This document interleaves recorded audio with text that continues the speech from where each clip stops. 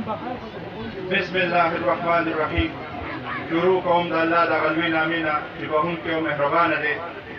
دلته نه زما درنو مشرانو او کشرانو او په سټیج باندې ناست دروند مشر او د قومي وطن پارټۍ صوبایي چیرمن او د آیات محمد خان شهید جانشین او د ځوانانو سرلښکر سکندر آیات خان شیخو ته سلام پېښ کوم.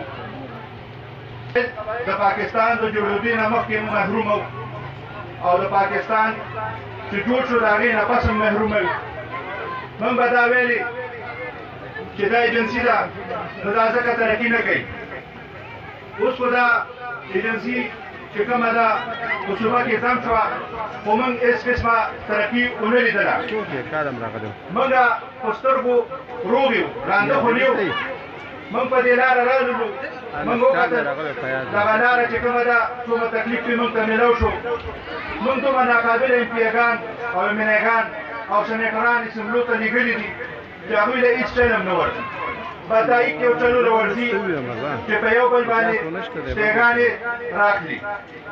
خو تاسو وګورئ د تېر حکومت پراجکټ چې کوم و د دې اتو کالو مخکې چې کومې پراجکټې وې دلته هغه د شیخانو لاره وه، که د ملکانو وه، که د جنګیانو وه، که د مرغۍ ډبر وه، د دادوخیلو کې چې کومې لارې دي، قاسم خیلو کې چې کومې لارې دي هم د دې شتېګانو د وجې نه پاتې دي. دا اته کاله چې کوم دي دې امپیګانو امینهګانو او دې سنیټرانو زموږ د دې قوم ضایع کړی دی. زموږ دې قوم چې کوم دی په دې اته کاله کې هېڅ قسمه ترقي ونه کړې ده او د دې نه پس پیسو کې د مرکز نه اول روپۍ راځي نه او چې کومې روپۍ راشي نو هغه دومره ناقابله امپیګان څه کوي چې محکمو والا هم دومره ناقابله دي چې په دې خلکو باندې ولګوي. نو دا قوم چې کوم دی هماغه رنګې پسمانده پاتې شو. موږ دا وخت خو ډېر کم دی، دلته مشر هم دی، د ماښام د مونځ ټایم هم دی. مشر ناست دی، د هغه نه موقع ورکوم چې هغه خبرې وکړي، ملکي حالت باندې هم درته خبرې وکړي او د دې قوم په باره کې هم خبرې وکړي.